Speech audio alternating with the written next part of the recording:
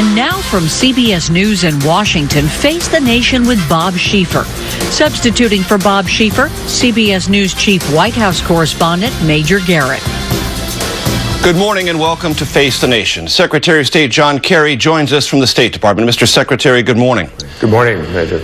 Now, Mr. Secretary, I know you believe the president's decision to seek congressional authorization is courageous, but isn't it bowing to a political reality that had been communicated to the president late this week that there would be significant congressional backlash if he didn't give Congress in a role, and that backlash in part reflected the inability of the administration to make its case this past week?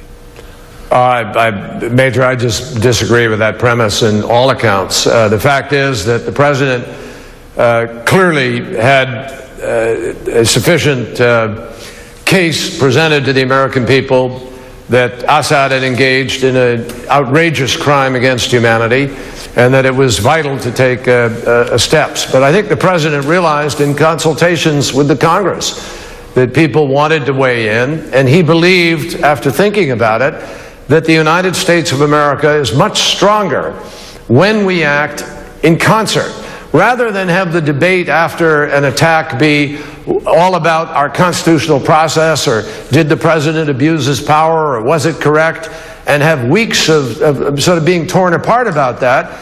The president felt it was much more important for us to act with unity of purpose and in a concerted way. I think this is not just a courageous decision, I think it's the right decision. Since when is it wrong for the President of the United States to ask the Congress, the elected body that represents the people of America, to weigh in? I think it's important, and I think we will be stronger for it. But as you know, Secretary Kerry, at the White House all week, there was this intense sense of urgency about a response and about a punishment and about immediately upholding what was said over and over again as an international norm. Now that has been delayed for a couple of weeks at least. Are you in any way disappointed that your advocacy for a swift response was overridden? Wrong. I did not advocate that the response had to be swift. In fact, I often said we needed to take time to do certain things. I think that, I'm not going to go into the deliberative process and tell you what I said or someone said to the President of the United States. But I will tell you that there was an appropriate deliberative process by which we had a discussion as to whether or not there ought to be some kind of military action. The question of when and how is entirely the President of the United States, and until he makes that decision, no decision is made. So I didn't feel, no, on the contrary, the President called me on a Friday evening, or I can't remember, he called me in the evening and went through his thinking. He looked for different points of view from people, and he made his decision, and I think it's the right decision. The President has decided to take military action. Now, he also decided that it would be much stronger for our country and have much greater impact and allow us much greater latitude going forward in terms of how we address Syria if we have the Congress of the United States backing it. He also felt that that was a very important message, if you will, to Iran, to North Korea, and to others, not only about our democratic process, but most importantly, that we are prepared to uphold the norms of international behavior as a country, and that we are united behind that, and that gives greater impact to whatever choices we might face in other places in the future. From now until this vote is conducted, will this be your top priority, and will it be the President's top priority to get this vote won in Congress? Well, of course, it is critical that we go through the process of explaining to Congress. But each day that goes by, Major, this case is getting stronger. I mean, today I'm at liberty to tell you that we now have samples back from first responders in East Damascus. Those samples of hair and blood have been tested, and they have reported positive for signatures of sarin.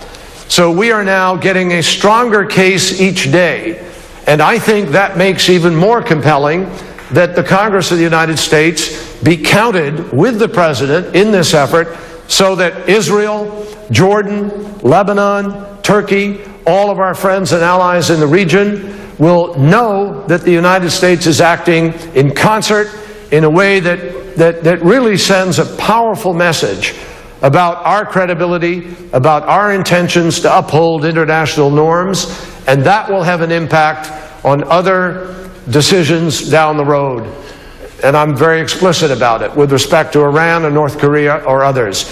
The credibility of the United States is on the line here, and I believe the Congress will do the right thing. Mr. Secretary, Elizabeth Palmer, who's with us in Damascus, has talked to some in the Syrian opposition, and she talked to the spokesperson for the Syrian Military Council, who told her yesterday, and I quote, "We no longer count on America or any other country. We only count on ourselves and our rebels. We now realize that the whole world is mocking us, mocking our feelings, and mocking our blood." Is this delay a mocking of the Syrian opposition and the blood it shed to try to oust the Syrian regime? Of course not. This delay is a serious intent by the President of the United States to seek the strongest position possible for military action that was directed specifically at the Assad regime in order to deter and degrade the use of chemical weapons. It is also a period of time during which we can build a stronger approach with our allies. We can tweak and refocus some of our energies on support for the opposition, and I hope that kind of comment will be digested carefully by the members of Congress, who will recognize that that will be the result if they don't support the President in the effort to uphold this international norm. So I believe that, and I talked yesterday with the President of the opposition, with President Jarba. I hope he understands the seriousness of purpose here.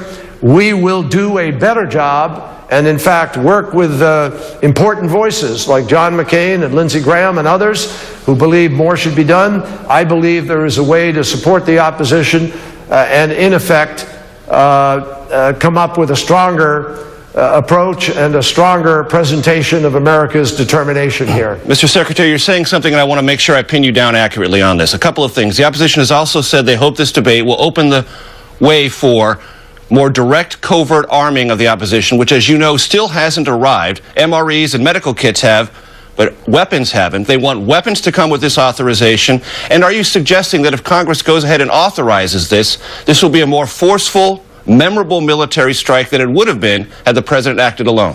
No, what I'm saying is, Major, is that first of all, I can't, and I'm not going to discuss what may or may not be happening in terms of any kind of covert program. But I will assure you the President has made the commitment, he's announced it publicly, that he intends to provide additional support to the opposition. The President has drawn a clear line. He is not seeking to have America assume responsibility for Syria's civil war. He does not intend to put boots on the ground. He is not going to envelop the United States inside Syria's civil struggle. But he has committed to help the opposition, and he has stated unequivocally that Assad has lost all legitimacy and cannot conceivably continue to govern ultimately Syria. The President is committed through the Geneva negotiation process and the implementation of the original Geneva communique to have a transition government in Syria and to help support the effort to get there. Mr. Secretary, thank you very much for joining us on Face the Nation. Thank you. Joining us